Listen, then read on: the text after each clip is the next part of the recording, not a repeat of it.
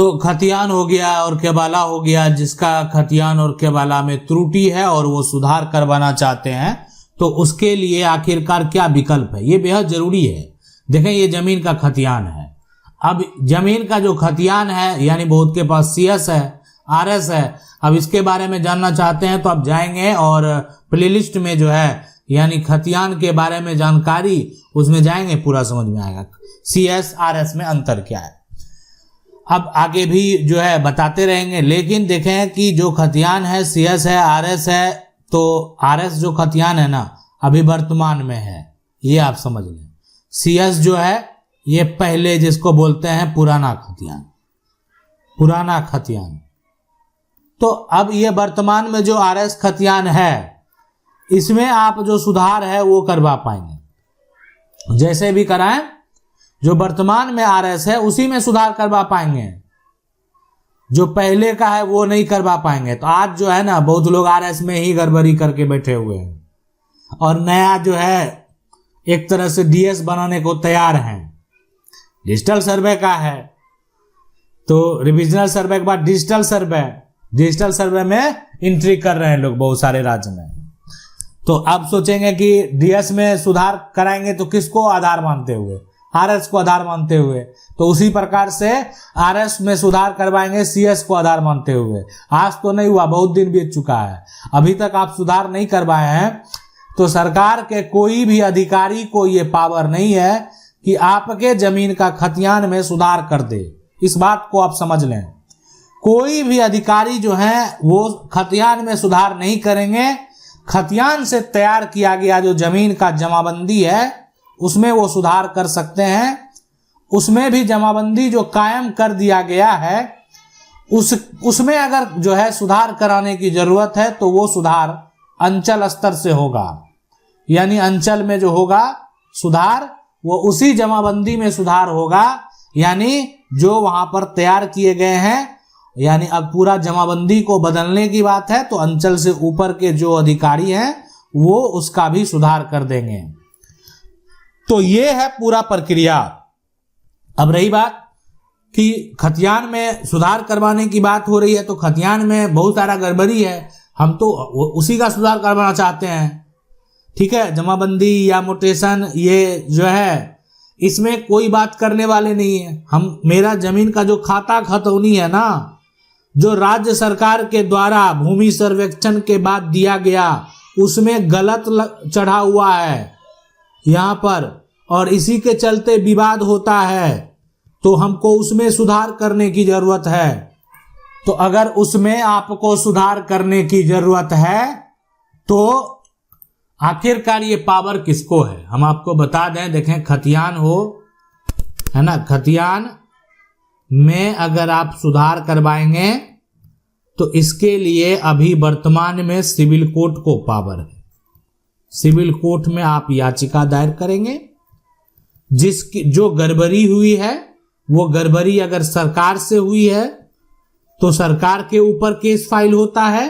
अगर वो गड़बड़ी यानी किसी व्यक्ति विशेष के द्वारा या किसी के नाम पर चला गया है तो फिर उसके ऊपर जो व्यक्ति है उसके ऊपर यहाँ पर जो है ऊपर केस होता है।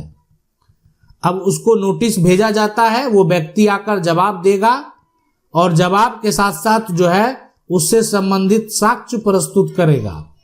अब जो जिसका गड़बड़ हुआ ही है, गलत तरीके से नाम आया ही है, आखिरकार वो साक्ष्य क्या प्रस्तुत करेगा, वो उसके पास प्रूफ के तौर पर है ही क्या।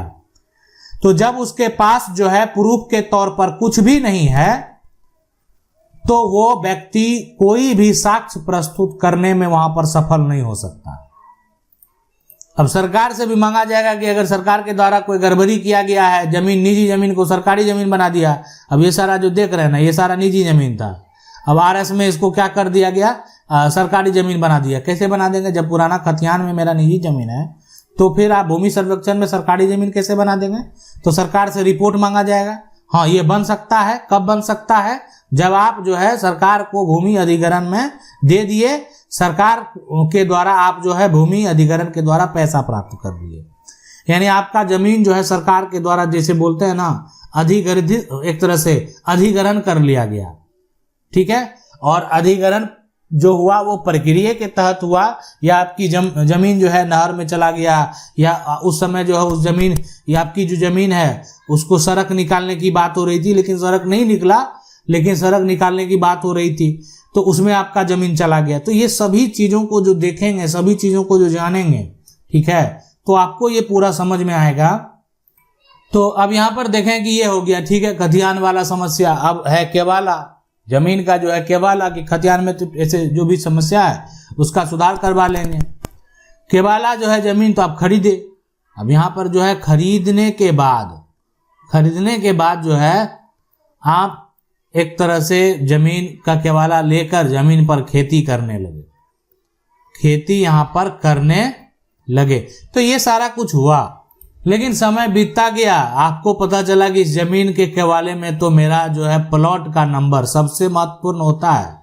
यहाँ पर जो है प्लॉट नंबर सबसे महत्वपूर्ण होता है। तो ये जो है प्लॉट नंबर गलत आ गया, जो कि यहाँ पर अगर मान लेते हैं 101 नंबर का प्लॉट होना चाहिए, है ना, और आपका जो है 107 आ गया है, जो कि इधर है, आप 101 लिए थे। अब ये देखा जाएगा कि 107 नंबर प्लॉट आखिरकार विक्रेता का है या नहीं है। 107 के हिसाब से जमीन का चौहद्दी किसका लिखा हुआ है। तो अब ये है कि ये सारा साक्ष्य जुटाने के बाद अगर ऐसा लगेगा कि नहीं 101 वाला ही जमीन जो है इसका पोजीशन डिक्लेयर है, अरे जमीन का चौहद्दी जो है, ठीक है, एक प्लॉट नंबर गलत लिखा गया, जमीन का चौहद्दी भी गलत चढ़ा दिया जाएगा। अगर वो भी चढ़ा दिया गया है तो तब सब कुछ गलत है, तो फिर तो समस्या उत्पन्न होगा।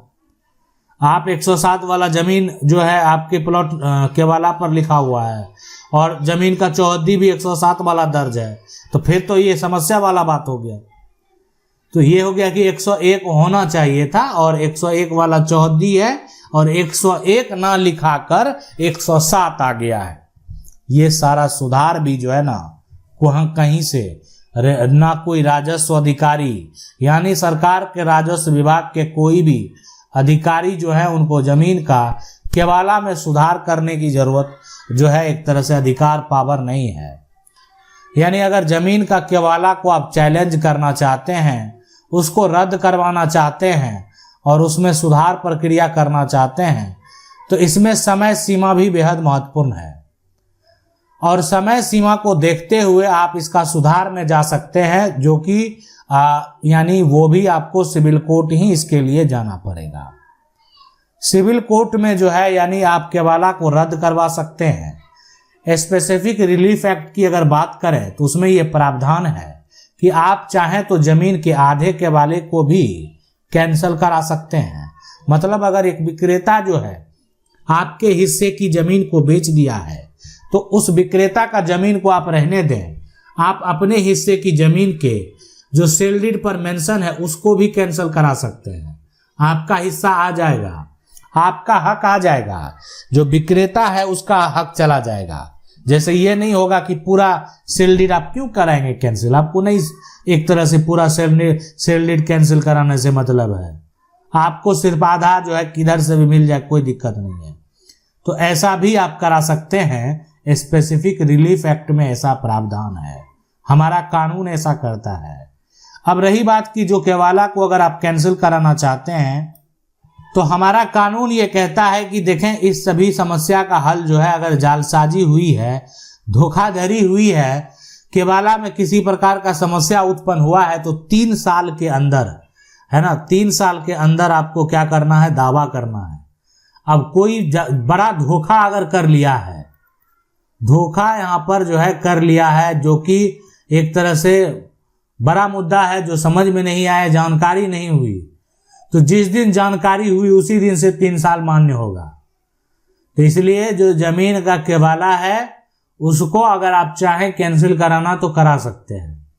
अगर आपके साथ बहुत बड़ा धोखा हुआ है, बहुत बड़ा जालसाजी अगर आपके साथ किया गया है, लेकिन अगर आप ये सोच रहे हैं ना कि 40 साल बाद जो है कोई जमीन के केवाला आप जो लिखने वाले हैं, विक्रेता हैं, खरीदने वाले सब लोग अब इस दुनिया में नहीं हैं, आप उस पर जाकर दावा करते हैं, हक का दावा करते हैं, केवाला को गलत साबित करते हैं, तो ऐसे सिचुएशन में इस तरह का अपील जो है वो ज़्यादातर क्या होता है, खारिज हो जाता है। यानी इस तरह का अपील जो है ज़्यादातर खारिज हो जाता है। मतलब कुछ ऐसे हैं जो कुछ अन्य कारण से एक्सेप्ट हो सकते हैं, लेकिन अधिकांश क्या होते हैं, खारिज हो जाते हैं। तो ये पूरा प्रक्रिया है, आप जमीन का जो खतियान में सुधार और जमीन का केवाला जो है उसको रद्द करवा सकते हैं या सुधार करवा सकते हैं। आशा करते हैं वीडियो अच्छा लगा होगा। वीडियो को लाइक जरूर कर दें। चैनल को पहली बार देख रहे हैं, सब्सक्राइब करके जो बेल आइकन है उसको जरूर दबा लें। मिलते हैं अगले वीडियो में, तब तक के लिए जय हिंद।